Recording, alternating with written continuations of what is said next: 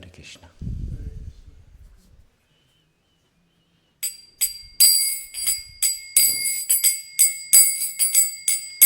Jai Radha Madhava Kunja Bihari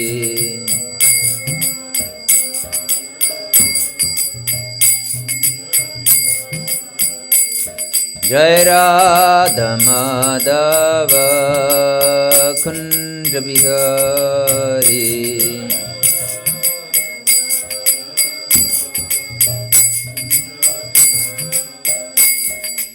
Gopi Janavallabha Girivaradari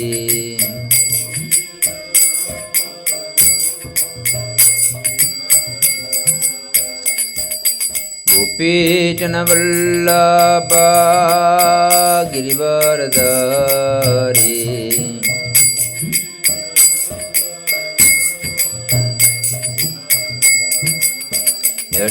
Yashodanandana Prajajanaranjana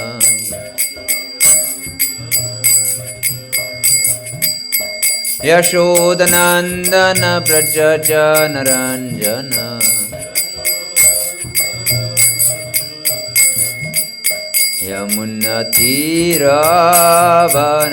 Yamunatiravanachari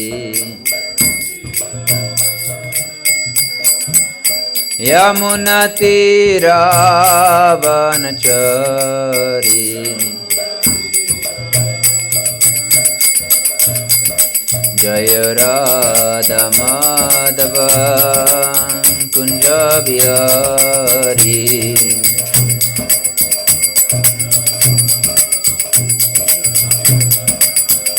Jai Radha Madhava Kunja Bihari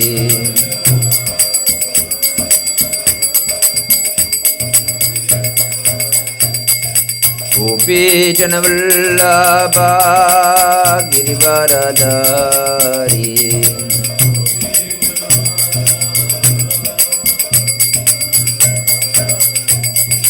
Gopi Janavallabha Girivaradari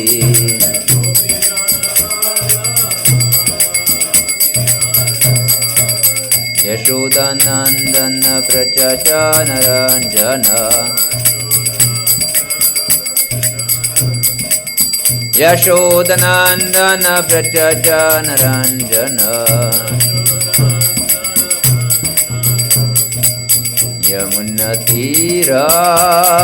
Yamunatiravanachari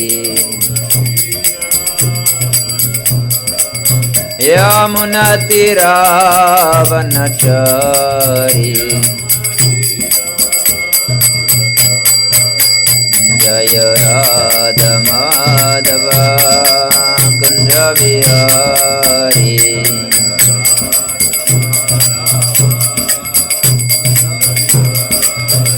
Jai Radha Madhava Kunja Bihari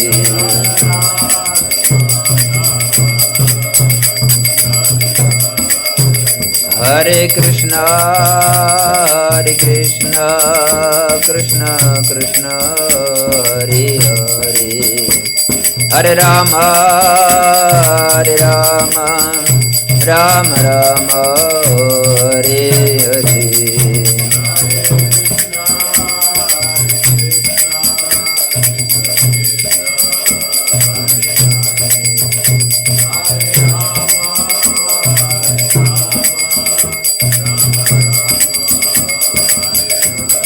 Hare Krishna Krishna Krishna Hare Hare Hare Rama Rama Rama Hare Hare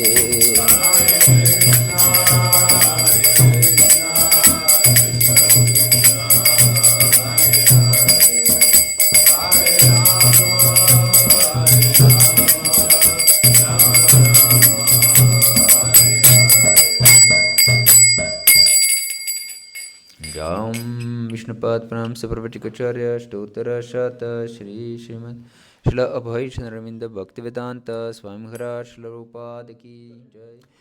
Om Namo Bhagavate Vasudevaya. Om Namo Bhagavate Vasudevaya.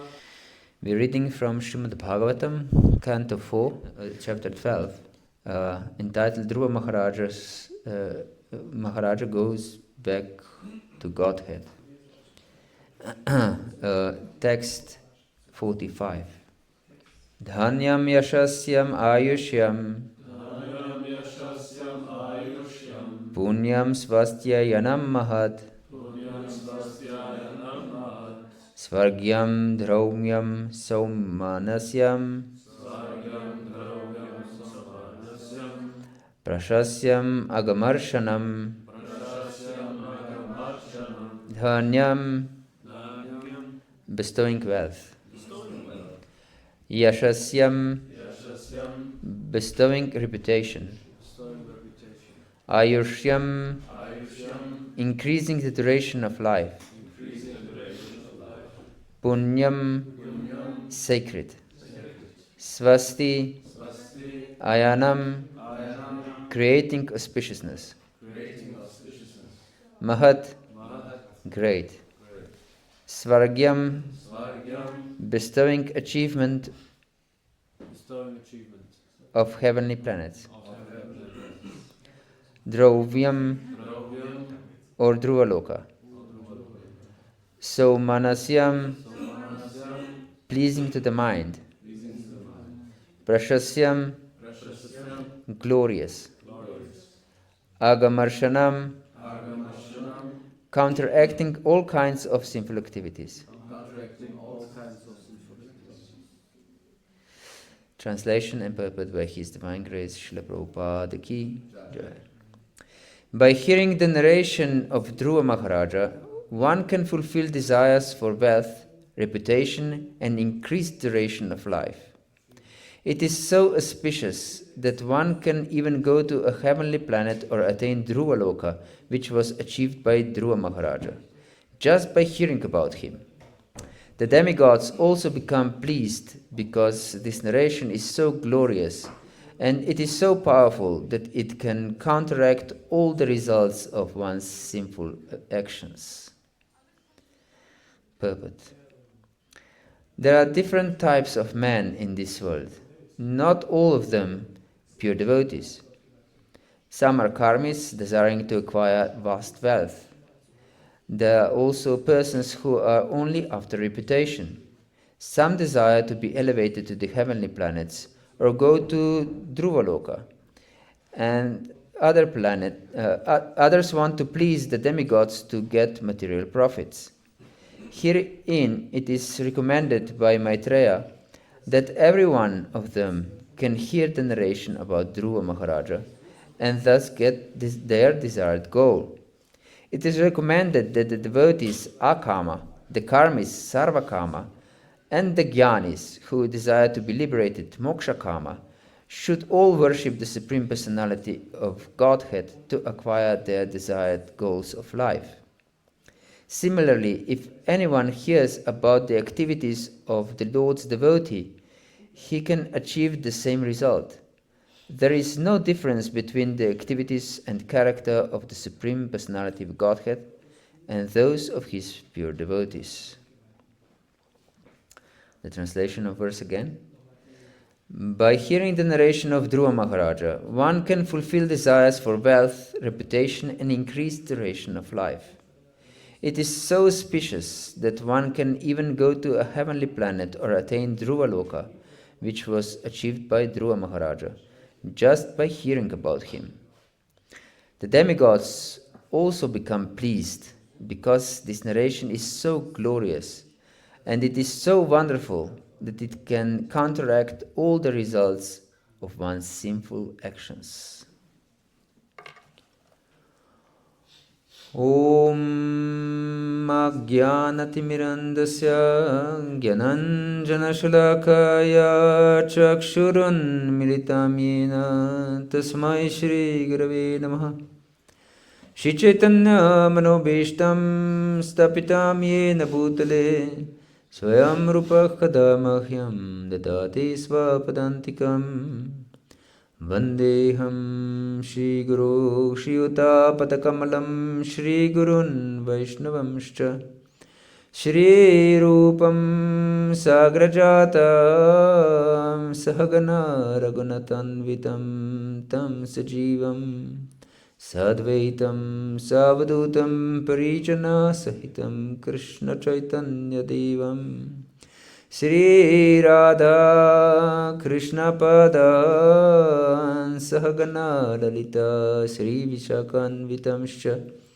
He Krishna Karuna Sindhu Dinabandhu Jagatpate Gopesha Gopika Kanta Radha Kanta Namostute Tapta Kanchana Gaurangi Radhe Vrindavaneshwari Vrishabhanu Sute Devi Pranamami Hari Priye Vanchakalpatarubhyascha Kripa Sindhu Bhivacha Patitanam Pavanebhyo Vaishnavebhyo Namo Namaha Shri Krishna Chaitanya Prabhu Nityananda Shri Advaita Gadadara Shri Vasadi Gaura Bhakta Vrinda Hare Krishna Krishna Krishna Hare Hare Hare Rama Rama Rama Hare Hare Hare Krishna. So we continue our discussion on how Dhruva Maharaj went back home and back to Godhead. And these are concluding verses about his departure.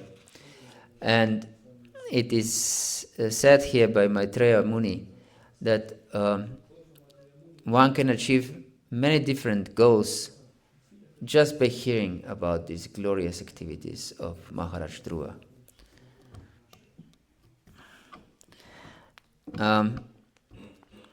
And it is important to understand that Vedas, the holy scriptures, are desire trees. And Bhakti Devi is also a desire tree. So we can achieve anything we want by Bhakti or by hearing Shastra. But that doesn't mean that these fruits we receive are the fruits of Shastra or Bhakti, their own fruits. They give us our desired fruits, but they also bear their own fruits. And their own fruits are what?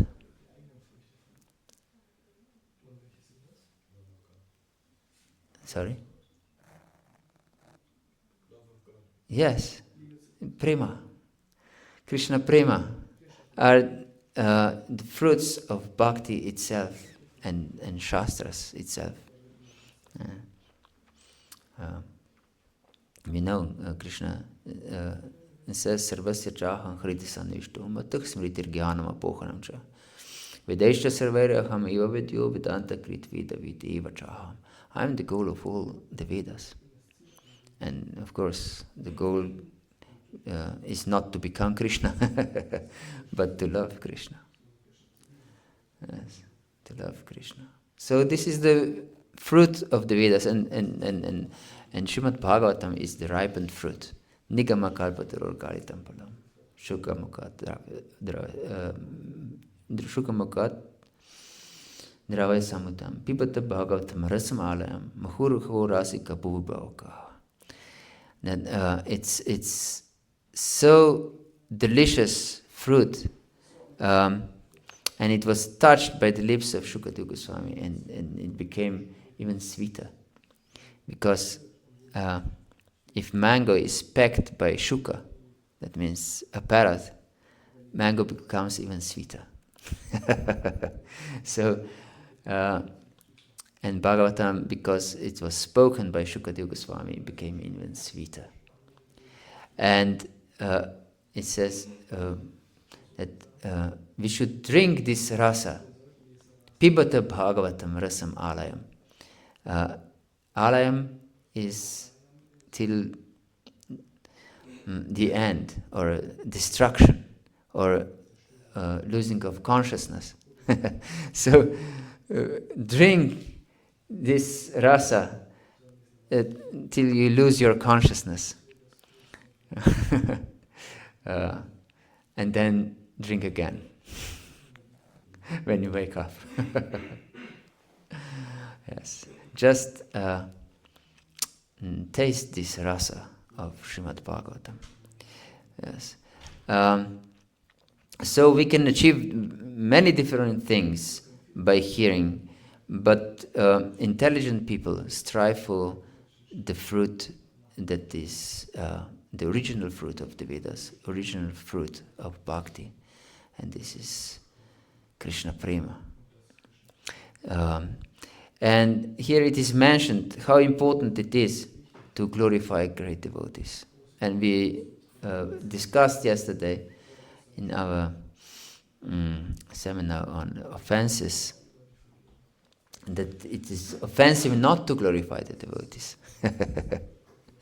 And that it is explained here by Prabhupada yesterday, in yesterday's verse, in previous verse, in his purport to previous verse, that neophyte devotees are not interested about glorifying the devotees or hearing the glories about devotees. Yes. But we know that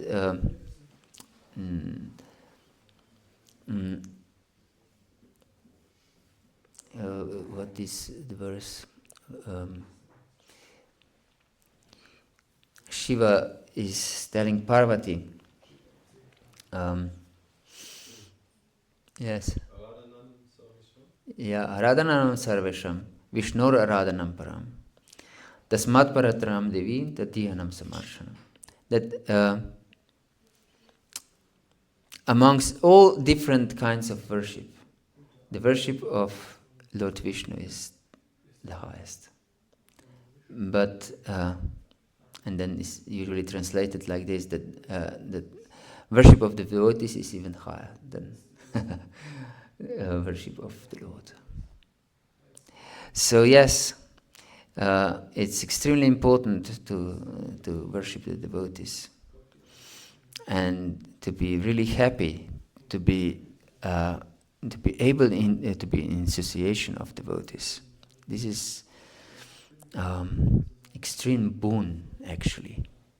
We cannot imagine what kind of boon is this.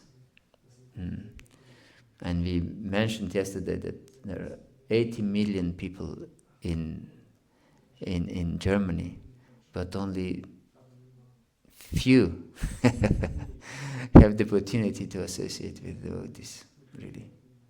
So we shouldn't take it cheaply. We shouldn't take it as granted something. We should take it with great gratefulness. If we don't take it gratefully, we are great fools. Yes. So be grateful, not grateful. Yes. So we should discuss our theme further on offences. So we discussed yesterday the first offense against the devotees, blaspheming the devotees. The second offense is considering the names of the demigods, or to consider demigods as independent from Krishna, or greater than Krishna, or equal to Krishna. These are all offenses. In 10th chapter of Bhagavad-Gita, Lord Krishna explains, Yat yat vibhutinat satvam shrimaturjitam eva tat tatavava gachatvam mamatijom shasambhavam. That whatever is great in this world, whatever is beautiful, attractive, is just a spark of my splendor. That means that these different powerful personalities are just spark of Lord's splendor. And we tend to think, especially in the Western world, that we don't have this problem of demigod worship. Because in India it's prominent demigod worship. Of course, there is more prominent. But if we take this example, this verse from 10th chapter of Bhagavad-Gita, whatever we admire separately from the Lord, it's some kind of demigod worship. Because the human being is the being of worship. Everyone worships someone. Even the most ardent atheist is worshipping someone. For example, we can see what is on the walls of teenagers, for example. some movie stars, or great sportsmen, or I don't know who. And this is a kind of worship, isn't it? To put some picture on the wall, that means you worship someone. And I don't know how it was in the Western Germany, because I was born in communistic times of Yugoslavia. At that time, on every wall, in every public place in Yugoslavia, there was a picture of President Tito.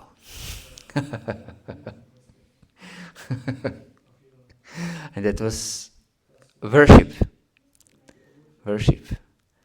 of the demigod of Yugoslavia.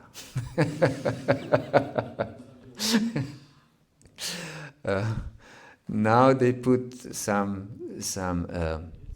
poet on the wall, not on every wall, as that was a system in Yugoslavia, but still they want to worship someone, and they put some famous poet.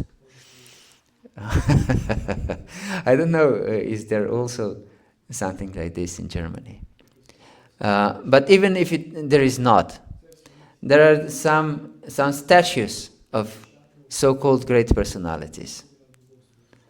And these statues, what else they are than deities? Everyone, because the government who erected these statues, they want people to remember them and glorify them, don't they? And this is the purpose of erecting a statue, isn't it? Yes. And even if we glorify someone separate from Krishna, that means that we glorify some politician, some sportsman, or some scientist, or anyone like this, it's a kind of demigod worship, because he's just spark of Lord's splendor. Or if we are in love with someone separate from the Lord, it's also some kind of demigod worship. Because he or she has a attractive power. Yes, attractive power. And this comes from the Lord. Yes. So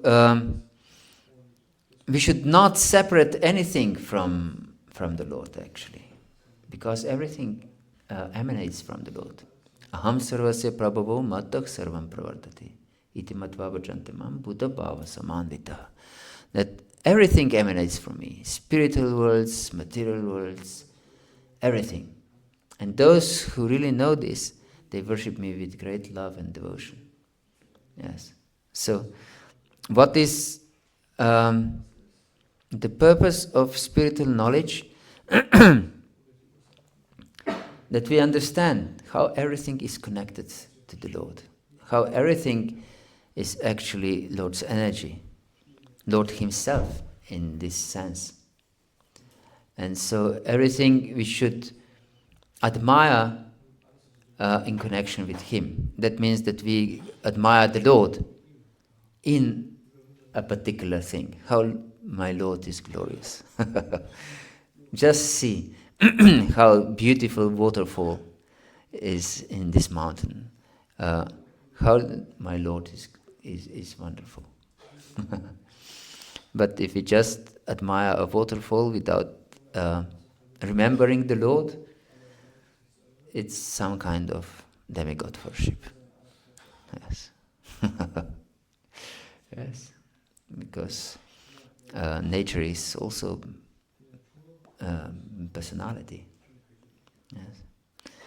So if you admire Mother Earth separately from the Lord, she's also a demigoddess. Yes. So we should understand that all these true demigods are Lord's devotees. But if we worship those who are not Lord's devotees, demigods are Lord's devotees. So those who worship Lord's devotees separate from the Lord, they're in sattva guna. But those who worship those who are not devotees, they're demons, according to Krishna. Krishna says that it's not my concoction. Krishna says that those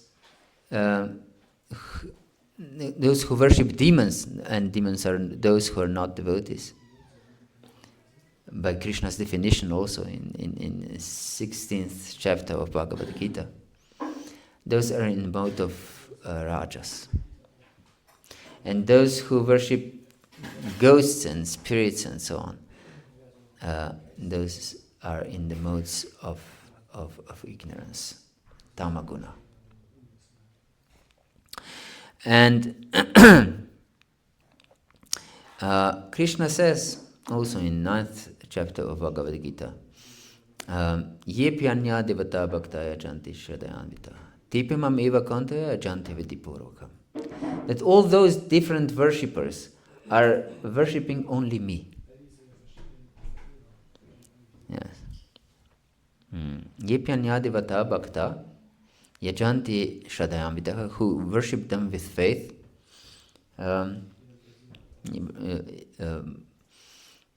Tepi mam eva, only me, certainly me. Eva, in some of our classes, we stress this. This eva is something which strongly supports some statement. And Krishna uses this word often in Bhagavad Gita. Mam eva. Many times he uses mam eva. Mam eva ye prapadanti. And here he says, Tepi mam eva kaunteya. So only me, they worship only me, but in wrong way. Because they don't focus on me, but they focus on my vibhutis actually. Vibhuti means special power. And in next verse he says, Aham hi sarva yagyanam bhoktacha prabhurevacha. Certainly he, it means certainly. Aham hi sarva yaganam. Certainly I'm the enjoyer of all the sacrifices. And their master. Bhoktacha prabhurevacha. Natu mama bijananti, those who don't know me and don't worship me in this way, tattvanatasyavantite. They will certainly fall down. Not maybe they will fall down, or maybe they will stay on the same platform. They will fall down. This is Krishna's statement. Yes. So we should take it seriously. So to consider anything as separate from the Lord is an offense to the holy name.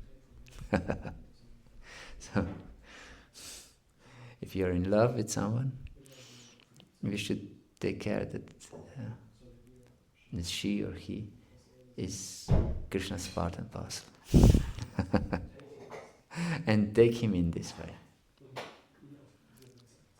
Yes. And understand that we are attracted by Krishna's beauty, Krishna's qualities. Yes. Helplessly attracted. Everyone is actually helplessly attracted in this world. Shri Prahlad Nrsimha ki jai. Everyone is helplessly attracted to whatever, or to money. Yes, if we see money as separate from the Lord, and we want to use it for our purposes, separate purposes from the Lord, it's also demigod worship.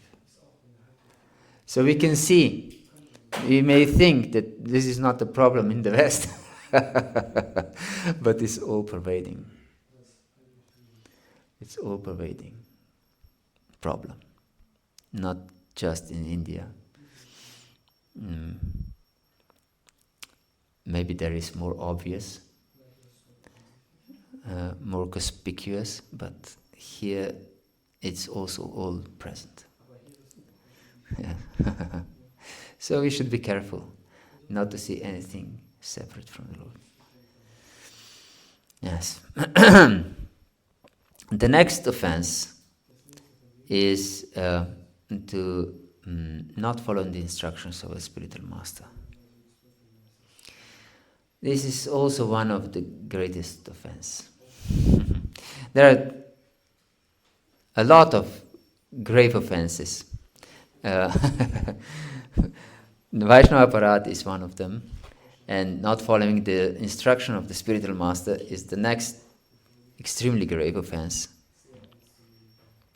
And there are at least two others, other extremely severe offenses to the holy name. And we'll discuss this later. But we should know that the Lord established the system in this world because we are all influenced, helplessly influenced by false ego and ignorance. Because false ego is also the expression of ignorance, of course. That spiritual master is of absolute necessity if you want to progress in spiritual life. We cannot go about or beyond or or any way around it.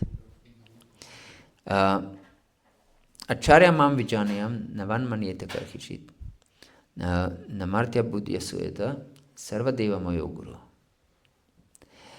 Krishna says that you should know that I am the Acharya, I am Guru. And we know, Satshat Harit Vena Samasta Shastra. All Shastras say that Guru is directly Hari, is Krishna.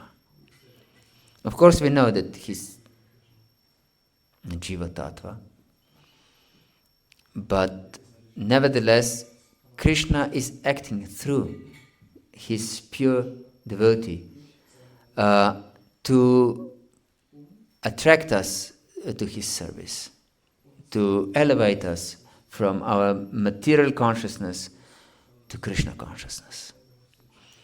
This is his special mercy. And one would may think like this: why should I accept a spiritual master? Prabhupada wrote everything in his books. Isn't it sad that Prabhupada wrote everything? Everything is in my books. Prabhupada himself said this. But in his books he also accepts spiritual master. Yes. And why is this system set by Krishna? What do you think? Yes. Because I cannot do everything alone. I cannot do everything alone. Yes, definitely. Personal guidance, because everybody is individual and needs individual guidance also. Yes, personal guidance. We need individual guidance. Yes, this is important. Any idea? Yes? Because the three modes of material nature are anyway covering our possibility of understanding also, which is written that's form to get out of it we need the spiritual master that elevates us. Yes. All what you have said is true. There is one good example in this connection. Would you let some so-called doctor operate you if he didn't study under the direction of other surgeons? Is there anyone who would allow such surgery on himself? If there would be some practitioner who didn't study under the other surgeons? No one who is sane would allow this. So, we tend to think that spiritual life or spiritual understanding is something revealed in the heart, and that we don't need the guidance. Of course, devotees, we are trained to know that this is not true. But many people in the streets you'll meet who think that if you read books from about spiritual knowledge, this is limiting you.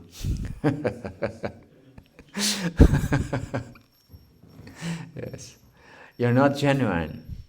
Then you just repeat something someone else get to some realization or something. Yes. And it's extremely important to understand. We mentioned false ego before. That this is the basic problem in this world, is false ego. False identification and thinking that we are something really important, which is craziness actually. Mada is craziness, one of the 6 enemies of the living entity. And because of this false ego, I have to, if not for any other reason, because we have different ritviks in so-called sampradayas who don't accept spiritual master, and they say we follow spiritual master. Yes. So we have to accept spiritual master to first time in the history of our existence, of our everlasting existence, accept someone else as number one in our life, as our authority. Yes. And false ego doesn't want to do this. We want to be independent. But independence is our greatest enemy. We want to be independent from time immemorial. And therefore Krishna established this system. Guru padashas tasmat, Krishna dikshadi sikshanam. Vishambena guru seva sadhu vartmanu vartanam. Therefore you should accept the guru from the very beginning. Yes. Then you can serve Krishna under his guidance. And if we accept Guru because of some social pressure or because of a fashion or something like this, it's very dangerous.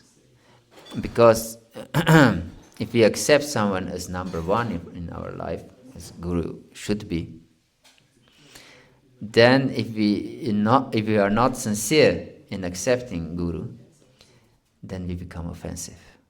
We start to criticize our Guru. We start to find faults in our Guru. It's not difficult to find faults in material world. we are seasoned fault finders. Yes. So we'll definitely find faults. And we will not be the first one who finds fault with the Guru. There are many. They're even in Shastra mentioned. There is a famous example of Ramachandra Puri, who was a disciple of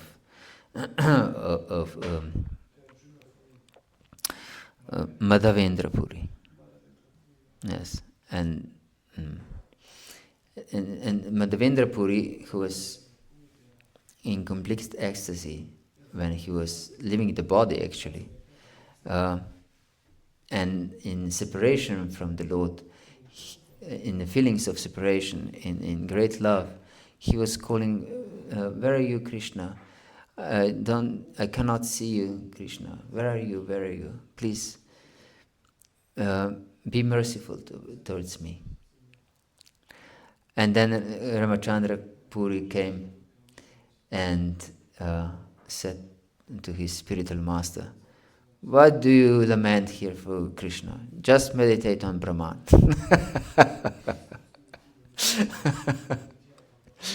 And Madhavendra Puri said, "Get out of here. I don't want to see your face." And then this Ramachandra Puri, he was we can say, a professional fault finder. Wherever he appeared, he was fault finding. He came to Jagannath Puri, and he was serving prasad to the devotees. And he was feeding them very enthusiastically. And then devotees had enough of prasad. And he forced them to eat more and more and more. And then he criticized them. Just see how much they eat.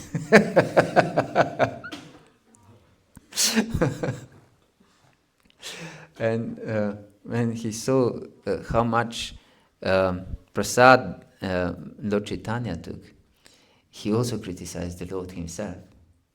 And he's eating too much. He will fall down as a sannyasi, because the Lord was sannyasi at that time already.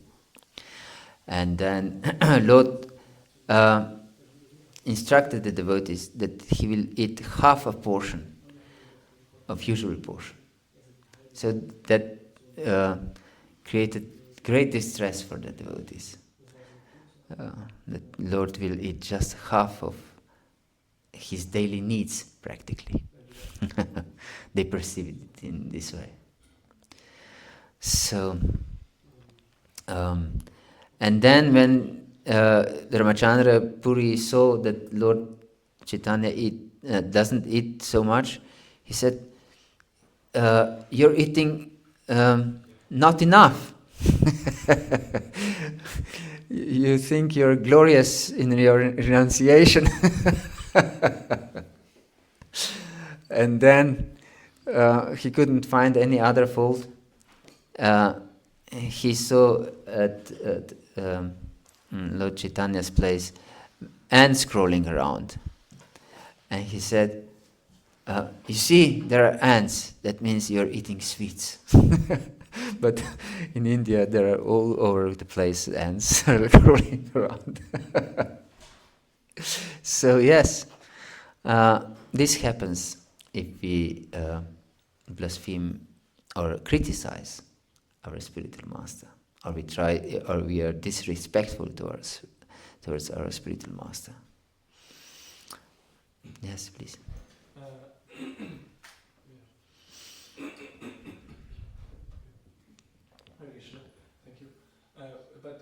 when there's this time when we accept a spiritual master and we are looking whether it's our guru or not, then we express also our doubts and how to do this if it's concerned somehow with the relationship or We express our doubts to whom? to the spiritual master, who might be our guru. About what? It could be philosophy, but also maybe about the practice, that how he does it and how I can understand this. Because if a doubt or about him comes up in my mind, how would I deal then with it? Yes, if you express doubts about philosophy, about practice, and so on, this is actually the service to your spiritual master. Because spiritual master is called to be your servant. You should understand that everyone is everyone's servant. Jivara Swarupa Hoy Krishna Nitya Das. We are Nitya Das. You cannot become not Das.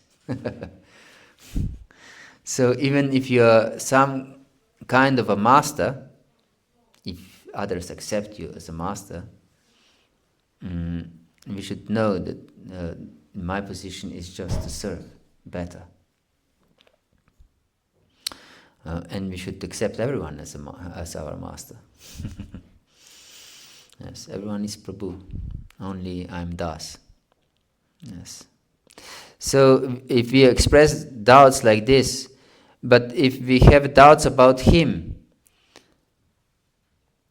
we shouldn't accept him as a spiritual master as long as we have doubts.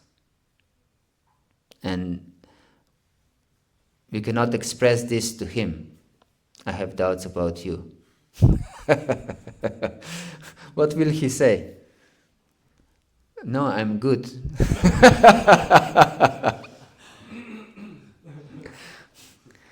He cannot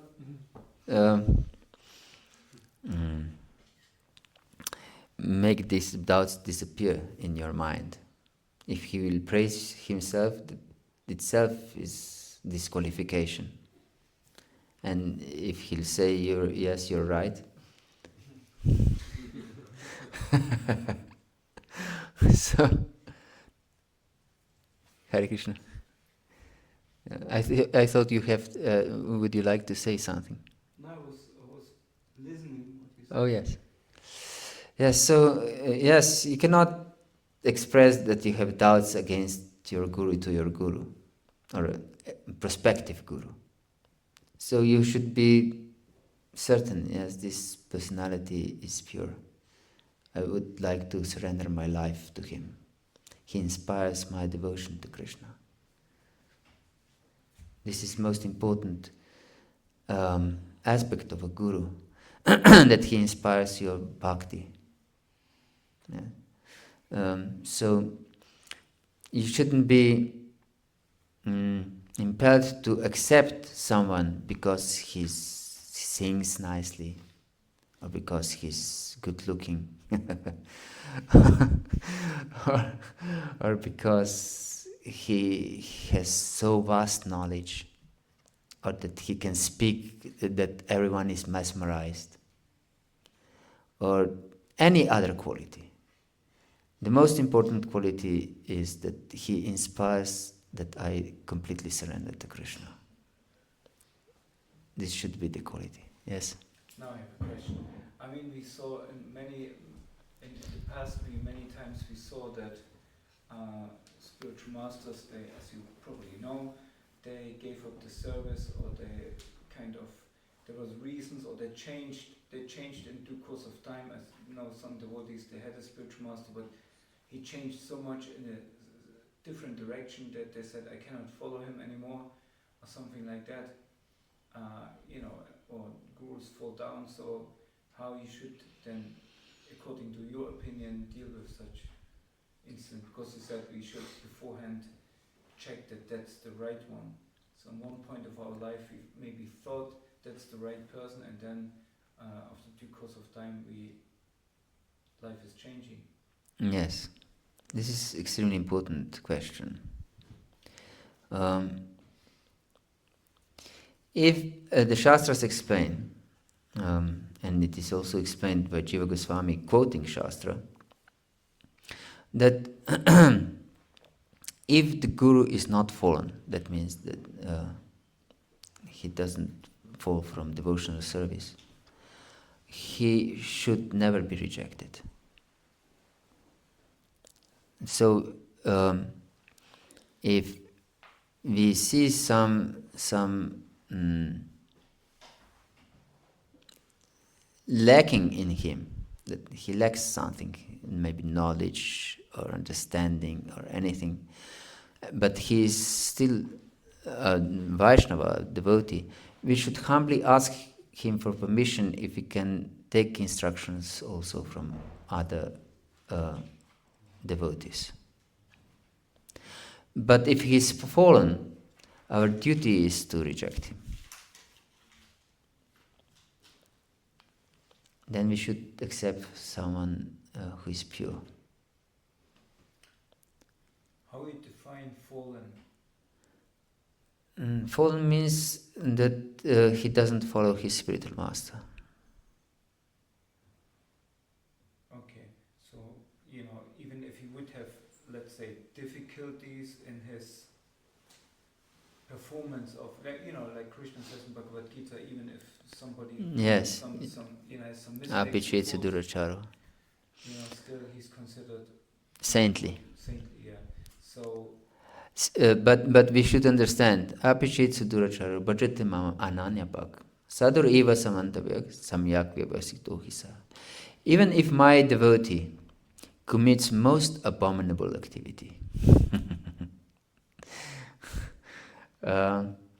he should be considered as a saintly. Sadhu eva, again this word eva is used. Certainly, only a sadhu. Not that when he committed this most abominable act, that at that time he was a sadhu. No, sadhu eva, only a sadhu. But extremely important words in this verse is Ananya Bhag. He worships me with one-pointed devotion. Although he maybe had committed most abominable act, but he's Ananya Bhag. Anya means other. Ananya means not other. So his mentality, his consciousness is fixed on Krishna. And therefore Krishna says in the very next verse, Kshipram Bhagavata-dharma dasa shashvat shantim nigachati kauntaya pradinjanihi name bhaktah pranashati. That such a devotee will quickly become righteous, will become dharma atma. That his atma will be fixed in dharma. And his own self, his soul will be fixed in dharma quickly, very kshipram. Kshipram bhavati dharmatma. Yes, he will. This is just accident, and explained by Jiva Goswami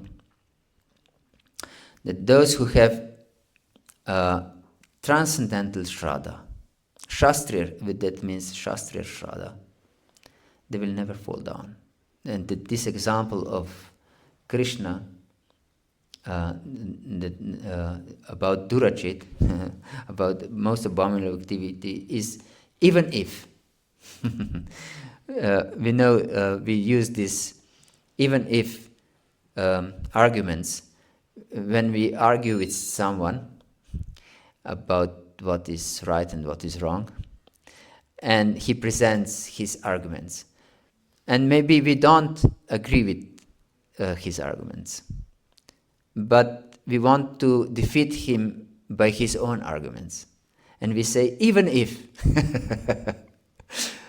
if what you're stating is true, still my point is valid, isn't it? And so Jiva Goswami says that this apichet sudurachara, apichet means even if. So it's not possible that those who have shastriya shraddha would fall down.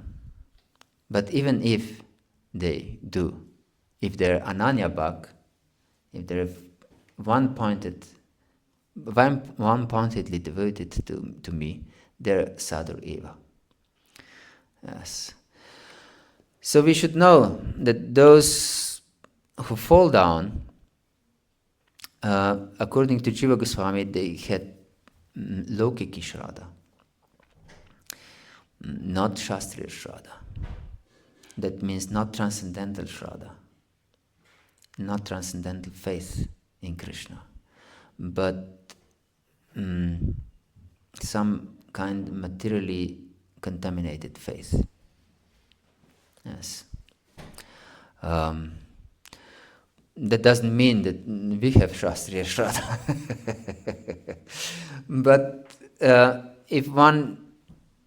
even if one falls down, but if he is completely focused on Krishna, that we should accept. Yes, this Krishna is saying like this. We should overlook some accidental fall down, even though this is hard to accept if you are a disciple.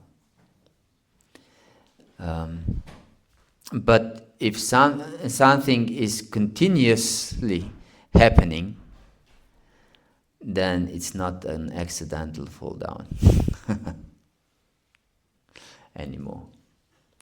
Of course, we know Prabhupada was extremely broad-minded, and once he was asked, what is accidental fall down? And he said, if one comes back, this is accidental fall down.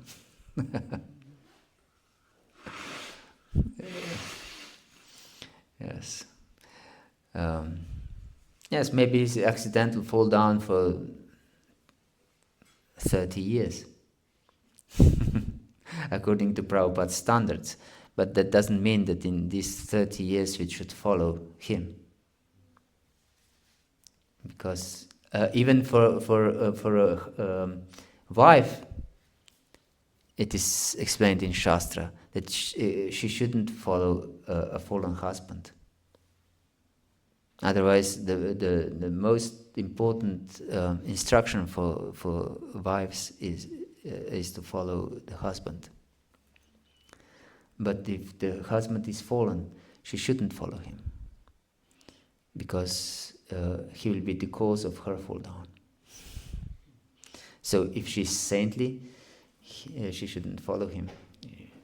That doesn't mean, of course, that she should find another husband. That it in itself is fallen condition. But she should dedicate to our eternal husband, Krishna. Yes. So, in the same way, with the disciple whose spiritual master falls down, we should seek guidance from other senior Vaishnavas if our spiritual master is fallen. But before we accept the spiritual master, we should be very sincere, and Krishna will help us from the heart. And if our guru falls down in some way or another, even though we were sincere when we accepted him, then we should take this as Krishna's mercy, as Krishna's testing our faith. And we should more sincerely surrender to Guru, to Guru and Krishna. Not maybe the fallen Guru, but to someone who can guide us to Krishna. Yes, but it's extremely important to accept the guidance of a Guru. Yes, otherwise we will be our own master, and we shouldn't be, because we have been our own masters from time immemorial. Yes, and it proved wrong.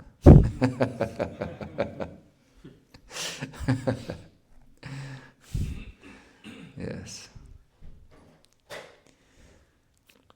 Okay. Is there any other question? Yes, please. I have a question on the second offense. Yes.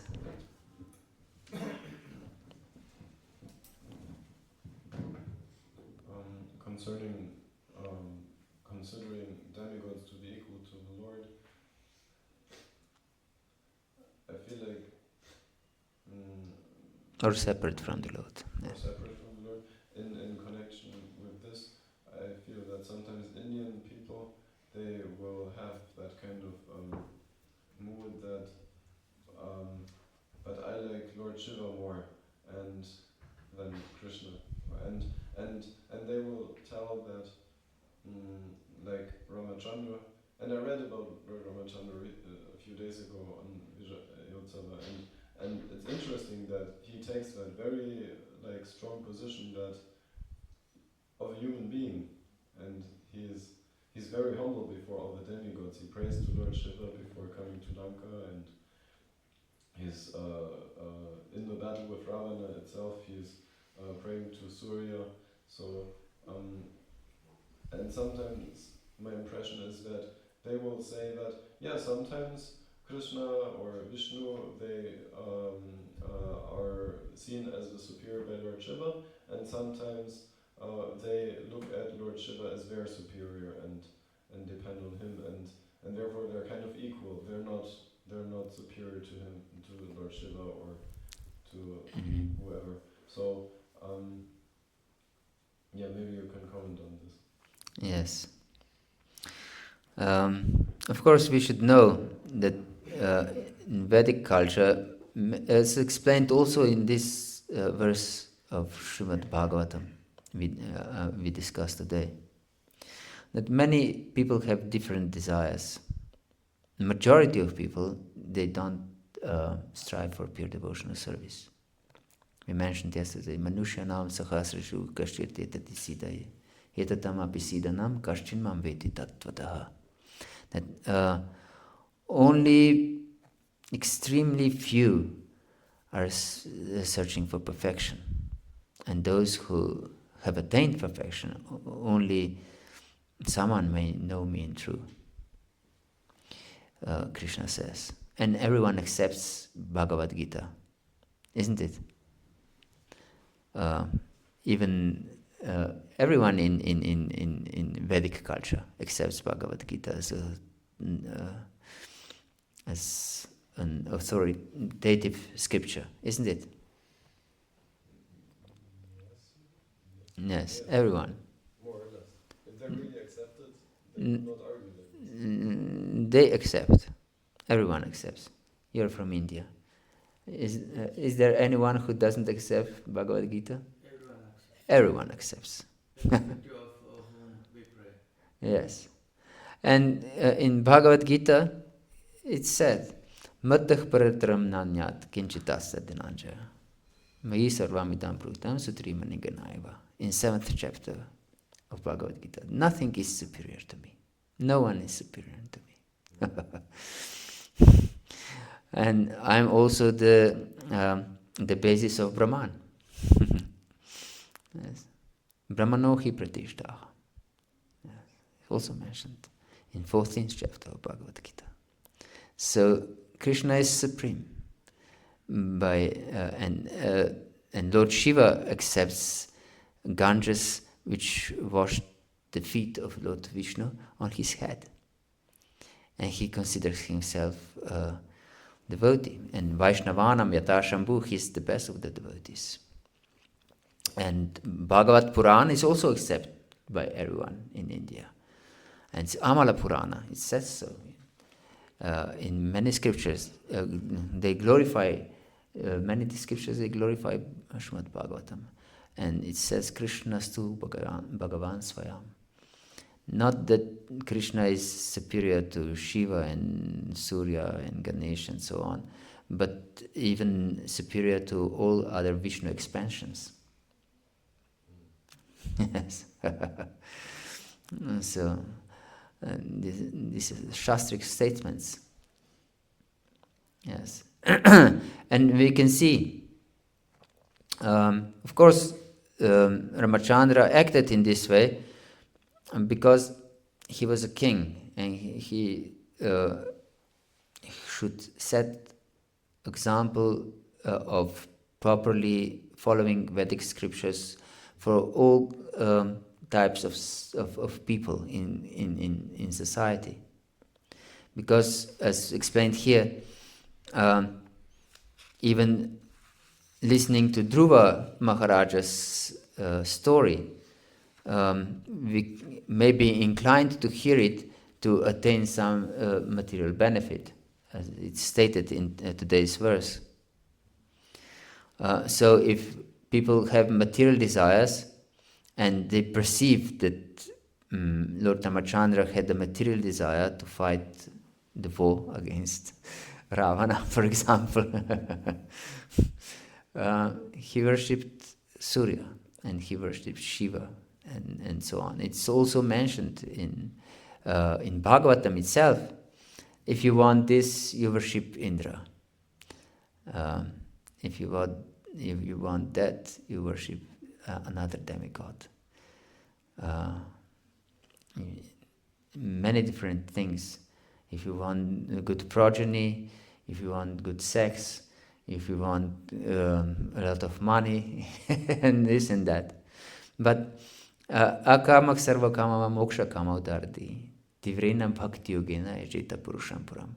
And the conclusion of all these recommendations to worship this and that is, if someone is intelligent, he will worship the Lord engaged in bhakti-yoga with tivra bhakti, intense devotional service. If one is intelligent. But if one is not, he can go on and worship different demigods. Yes? I just want to say what I know, like based on our gotra, everyone, yeah, thank you. Based on our gotras, we have our spiritual practice in every house, and it is not like restricted to some, like even we visit many temples, irrespective of Vishnu, Shiva, and when I was young, and what I learned is a guru is a powerhouse of all the gods like Brahma, Vishnu, Maheshwara.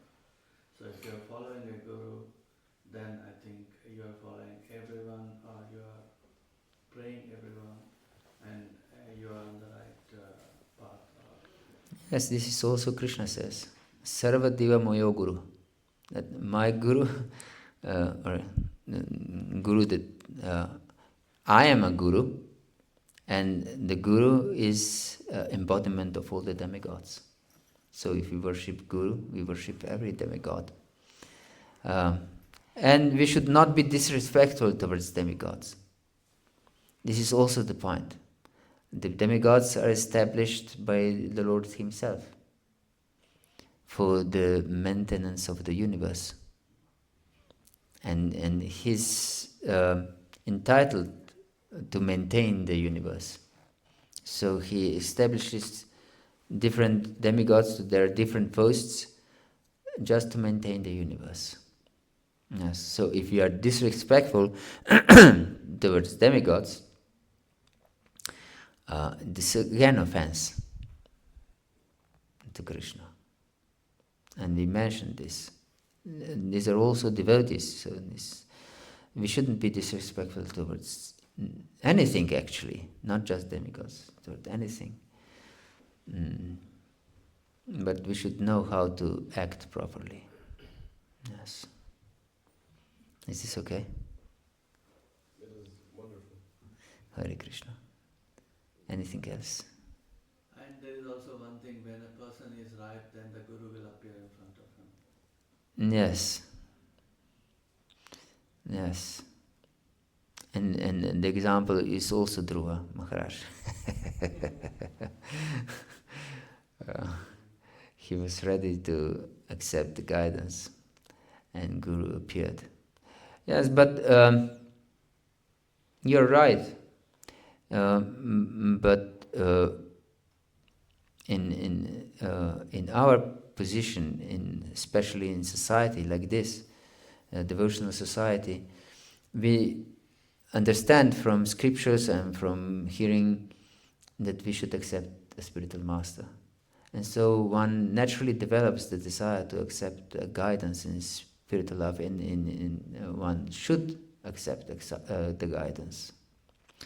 And so then it's natural that we try to find the right person. So it should be also our endeavor and our prayer for mercy. So we should pray for mercy and endeavor to find the right person. And this is also instruction of Bhagavatam.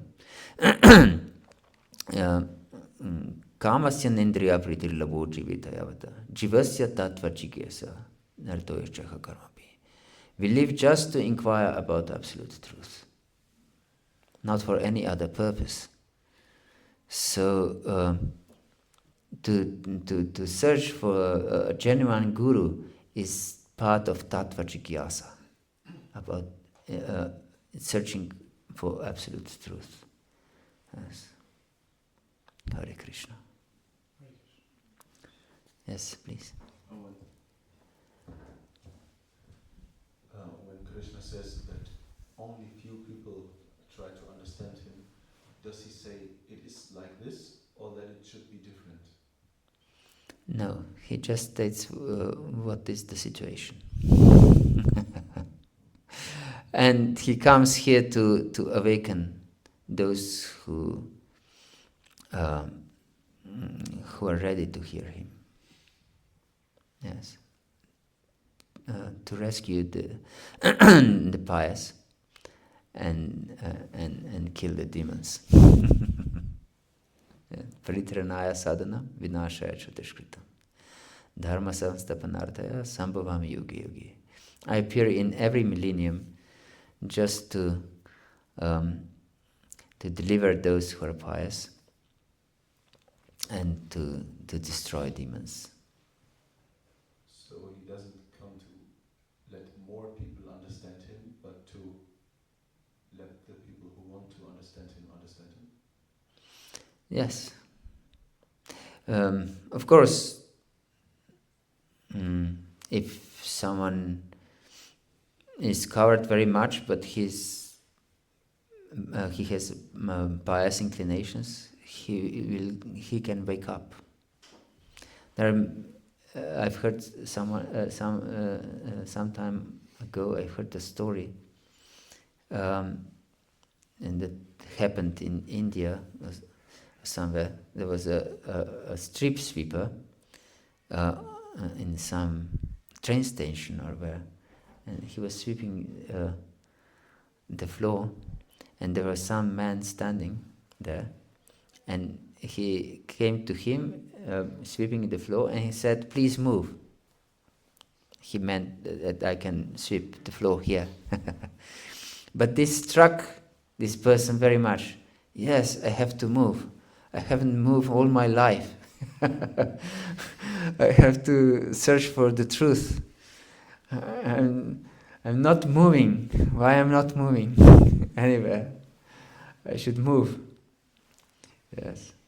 So if someone has this inclination, then Krishna can awaken him, this inclination. But if someone is demoniac, Krishna will push him down in the most degradable forms of life.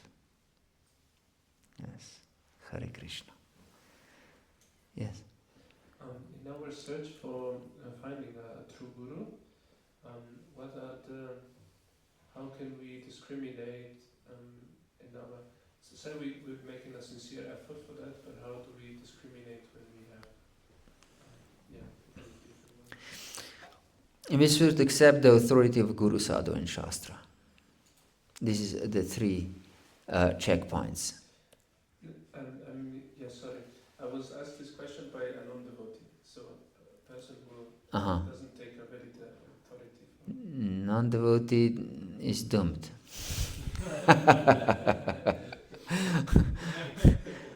We shouldn't instruct non-devotees. We should instruct devotees, or those who are covered devotees, those who have potential to be devotees, who are innocent. But non-devotee is not innocent. And he's his own philosopher. Understand? Yeah, it was a person, it was a spiritual seeker, let's say, just feel this inclination and to try to get more into understanding what are the spirituality and so on. And so that was, let's say, not yet a devotee, or not yet, like, let's say, established, but still curious. Yes, then we try to understand his level of understanding and readiness to surrender and guide him accordingly. This is the intelligence. Then you should be intelligent enough to guide such a person. Like a physician, he also has to be intelligent how to cure a certain person. Maybe he has the best cure for his disease, but maybe this person is not able to digest this cure. Understand? He gives this cure to this person which would cure him, but everything goes just through him. Nothing remains in his body. So he has to cure him first of this indigestion, that this cure which will cure his disease would work. So in the same way, the preaching should be applied. Therefore we don't explain Rasa Lila to a non-devotee. Understand? Or someone who has no real faith in bhakti. We shouldn't explain him about the glories of the holy name, and we will discuss this later on. Yes. Is this okay? So we should intelligently know how to elevate him. So if he's not ready to accept the guru or accept Shastra, he's not ready for acceptance of guru. Yes. So we shouldn't speak about this to such a person. Yeah, it seemed quite interested, and started to understand, okay, it's important, spiritual master, but then the question that was there was like, okay, but then how do I recognize it, like some true one from a false one? Guru. Yeah. First we should know the Shastra. Also. We should inquire. We shouldn't just accept someone because of our likings and dislikings. Because our likings and dislikings are very much conditioned. Because we are conditioned. So we should accept some transcendental authority. For example, that I accepted Krishna consciousness as bona fide. I accepted Jesus in my life before Krishna consciousness. And since Prabhupada's teachings in his books were, in my understanding, completely non-different from the teachings of Lord Jesus Christ, I accepted it as a bona fide teaching. Understand? So we should inquire about absolute truth and accept some transcendental authority. If we don't accept any authority, then we are doomed. We are just demon, actually, because we are powerful. I'm glorious. I'm this. I'm that. I maybe also have such ideas, but at least accept someone,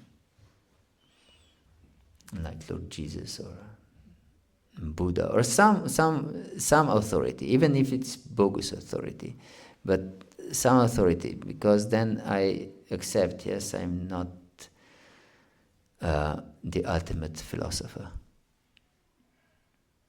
Understand my point? But since at the same time sincere enough to seek the truth. Yes. Then, if we are sincere and we're ready to surrender, then it will be revealed. Slowly, slowly, but definitely. Okay. Thank you very much for your attention. Srila Prabhupada ki jai, Gaura Bhakta Vrinda ki jai, Gandhara Srimad Bhagavatam ki jai, Nitai Gaur Premanandi.